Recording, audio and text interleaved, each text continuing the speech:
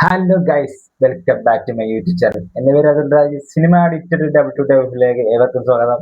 അങ്ങനെ പ്രതിച്ഛായ മൂവി നിവിൻ പോളിയുടെ അടുത്തൊരു ഹാർട്രിക്ക് അടിക്കുന്നുള്ള രീതിയിൽ ഞാൻ പോയി കണ്ട പടമാണ്. പടം കണ്ട് വന്നിരിക്കുകയാണ്. പടത്തെ പറ്റിയാണ് പറയാൻ വന്നിരിക്കുന്നത്. Writing director by B Unnikrishnan. നമ്മുടെ ആറാട്ട് ക്രിസ്റ്റഫർ എന്ന മൂവിയുടെ ഒക്കെ പരാജയത്തിന് ശേഷം ഒരു കംബാക്ക് അടിച്ചു എന്ന് പറയാത്ത രീതിയിലുള്ള ഒരു പടമാണ്. പടത്തെ പറ്റി പറയുകയാണെങ്കിൽ ഒരു പക്ക ഫാമിലി ഓഡിയൻസിനും ഒക്കെ നല്ല രീതിയിൽ വർക്കാവുന്ന ടൈപ്പ് ഒരു മൂവിയാണ്. അത് എന്നെ സംബന്ധിച്ചിടത്തോളം ഒരു വൺ ടൈം വാച്ച് മൂവി എന്ന് എനിക്ക് പറയാനുള്ളത്. അത് നല്ലപോലെ ഒരു പൊളിറ്റിക്കൽ മൂവീസ് ഒക്കെ നമ്മൾ ഒരുപാട് കണ്ടിട്ടുണ്ടല്ലോ, അതേ ടൈപ്പ് ഒരു പശ്ചാത്തലം വരുന്ന ഒരു ഡിഫറെന്റ് ടൈപ്പ് കാറ്റഗറിപ്പെട്ട ഒരു കഥയും, എന്നാൽ നമ്മൾ ഓക്കെ റിലേറ്റ് ചെയ്യാൻ പറ്റിയ ക്യാരക്ടറും കാര്യങ്ങളൊക്കെയാണ് അത് സിനിമയിലുടനീളം കാണിക്കുന്നത്. പിന്നെ നമ്മളതല്ലേ, ആ ക്യാരക്ടർ അല്ലേ എന്ന് നമ്മൾ വിചാരിച്ചു പോകും. അത് സിനിമ കണ്ടവർക്ക് മനസ്സിലായിട്ടുണ്ടാവും ഭൂരിഭാഗം പേർക്ക് അത് ആരെയാണ് അവർ സൂചിപ്പിക്കണതെന്ന്. ഞാൻ ആരാധന എടുത്ത് പറയുന്നില്ല. എന്നാല് പടത്തെ പറ്റി പറയുകയാണെങ്കിൽ ഒരു ഫാമിലി ഓഡിയൻസിന് പറ്റിയ ഒരു അത്യാവശ്യം നല്ല ഒരു പൊളിറ്റിക്കൽ പശ്ചാത്തലം വരുന്ന ഒരു മൂവിയാണ്. പിന്നെ ഒരു കാസ്റ്റ് ആൻഡ് ക്രൂ ഡിപ്പാർട്ട്മെന്റിനെ പറ്റിയൊക്കെ പറയുകയാണെങ്കിൽ ബി ഉണ്ണികൃഷ്ണൻ പുള്ളിക്കാരൻ തന്നെ റൈറ്റിംഗ് ഡയറക്ഷൻ ചെയ്തിരിക്കുന്നത്. പടത്തിന്റെ പ്രൊഡ്യൂസർ ബൈ ഗോകുലം ഗോപാലനും ബി ഉണ്ണികൃഷ്ണൻ, ബൈജു ഗോപാലൻ എന്നിവരൊക്കെ ചേർന്നാണ് പ്രൊഡ്യൂസ് ചെയ്തിരിക്കുന്നത്. പിന്നെ കമ്പോസ് ചെയ്തിരിക്കുന്നത് ജസ്റ്റിൻ വർഗീസ് ആണ് കമ്പോസ് ചെയ്തിരിക്കുന്നത്. കിടിലൻ കമ്പോസിങ് ആയിരുന്നു, രക്ഷയിലെന്ന് തന്നെ പറയാം. ആ ഓരോ സീന് ആണെങ്കിൽ അടിപൊളിയായിട്ട് തന്നെ വെച്ചിട്ടുണ്ട്. ഓരോ സീനിലും തന്നെ ബാക്ക്ഗ്രൗണ്ട് ബിജിഎം ഒരു രക്ഷയില്ലാത്ത ബിജിഎമാണ്. ഞാൻ ആദ്യം പടം കണ്ടു തുടങ്ങിയപ്പോൾ ഞാൻ ഓർത്ത് ഇച്ചിരി ഓവർ ആണോ ബിജിഎം എന്ന് തോന്നിയായിരുന്നു തുടക്കത്തിൽ. പക്ഷെ അതല്ല, പക്ഷെ ആ ഒരു സീനിന് ആ സീനിന് കൊടുത്തിരിക്കുന്ന ബാക്ക്ഗ്രൗണ്ട് സ്കോർ ആണെങ്കിൽ നമുക്ക് ശരിക്കും ആ പടം നല്ലപോലെ വർക്കാകാൻ ഒന്നുകൂടി ആ പടത്തിന് ഇൻട്രസ്റ്റ് തോന്നാൻ കാര്യം ആ ബിജിഎം ഉണ്ടെന്ന് പറയാം. അത് ഈ ജസ്റ്റിൻ പ്രഭാകരൻ അർപ്പിച്ചിരിക്കുന്ന പങ്ക് എടുത്തു പറയേണ്ടതാണ്. പിന്നെ സിനിമാറ്റോഗ്രഫി ചന്ദ്രു സെൽവരാജാണ് സിനിമാറ്റോഗ്രഫി ചെയ്തിരിക്കുന്നത്. അത്യാവശ്യം നല്ലപോലെ പരിപാടിയും കാര്യങ്ങളും ചെയ്തിട്ടുണ്ട്.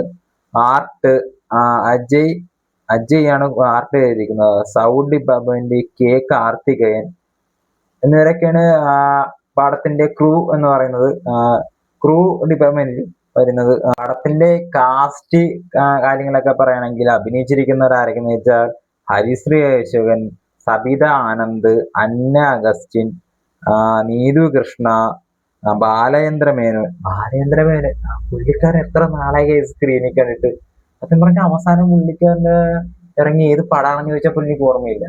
എന്നാലും ഇതിനകത്ത് പുള്ളിക്കാരൻ ചെയ്തിരുന്ന ക്യാരക്ടർ എന്ന് വെച്ചാൽ അത് എനിക്ക് തോന്നുന്നത് പുള്ളിയെ കുറെ നാൾക്ക് ശേഷം കണ്ടോണ്ടാന്ന് അറിയാൻ പറ്റില്ല. എനിക്ക് ആ ക്യാരക്ടർ ഭയങ്കരമായിട്ട് ഇഷ്ടപ്പെട്ടു. ഒരു അച്ഛനായിട്ട് വന്നിട്ട് നമുക്ക് ഭയങ്കര അട്രാക്ഷൻ തോന്നിയ ഒരു ക്യാരക്ടറായി പുള്ളിക്കാരനെ ചെയ്തത്. ഭയങ്കര ഇഷ്ടപ്പെട്ട്. ബലേന്ദ്രമേനെ ഇത് കുറെ നാൾക്ക് ശേഷം കണ്ടിട്ടാണെന്ന് അറിയാൻ മേല. നിവിൻ പോളിയാണ് നമ്മുടെ നായകനായിട്ട് വന്നിരിക്കുന്നത്. പുള്ളിനെക്കെ പറയുകയാണെങ്കിൽ ആ ക്യാരക്ടർ ഇച്ചിരി നന്നാക്കിയാൽ കൊള്ളാമെന്ന് തോന്നിപ്പോയി. അല്ലെങ്കിൽ ഇച്ചിരി നന്നാക്കി ഇച്ചിരി ഇമ്പ്രൂവ് ആക്കിയിരുന്നെങ്കിൽ, അല്ലെങ്കിൽ നിവിൻ പോളിക്ക് പകരം മറ്റൊരാളെ പ്ലേസ് ചെയ്താലേ എനിക്ക് ഇച്ചിരി ഓപ്ഷൻ അല്ലെങ്കിൽ നല്ലതാണ് എന്നുള്ള തോന്നിയായിരുന്നു. ആ ക്യാരക്ടറെ കണ്ട് നിവിൻ പോളിനാണ്ട് ബേക്കാതെ വന്നൊരു തോന്നി. പിന്നെ മണിയമ്പിള്ള രാജു, നിഷാദ് സാഗർ, സായ് കുമാർ, ഷറഫുദ്ദീൻ ഇവരൊക്കെയാണ് ബാക്കി അഭിനേതാക്കൾ. മണിയമ്പിള്ള രാജുവിനെ പറ്റി പറയുകയാണെങ്കിൽ മണിയമ്പിള്ള രാജു അത്യാവശ്യം നല്ലപോലെ തന്നെ ചെയ്തിട്ടുണ്ട്. ഒരു ചെറിയൊരു ക്യാരക്ടറാണ് അത്.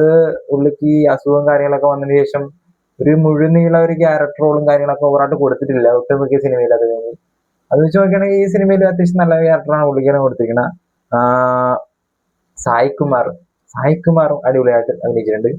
പിന്നെ ബാക്കി തന്നെ അടുത്ത ആളെന്ന് വെച്ചാൽ ഷറഫുദ്ദീൻ. എന്റെ മോനെ ഇടുക്കാച്ചി ഇല്ലെനിസം എന്ന് പറഞ്ഞാൽ ഷറഫുദ്ദീനെ സത്യം പറഞ്ഞ് മിസ് ചെയ്യണ പണ്ടത്തെ ഗിരിരാജൻ കോഴിയും കാര്യങ്ങളൊക്കെയാണ്. അത് ഭയങ്കരമായിട്ട് മിസ് ചെയ്യുന്നുണ്ട്. ഒരു കോമഡി മൂവി പുള്ളിക്കാരൻ ഭയങ്കരമായിട്ട് പ്രതീക്ഷിക്കുന്നുണ്ട്.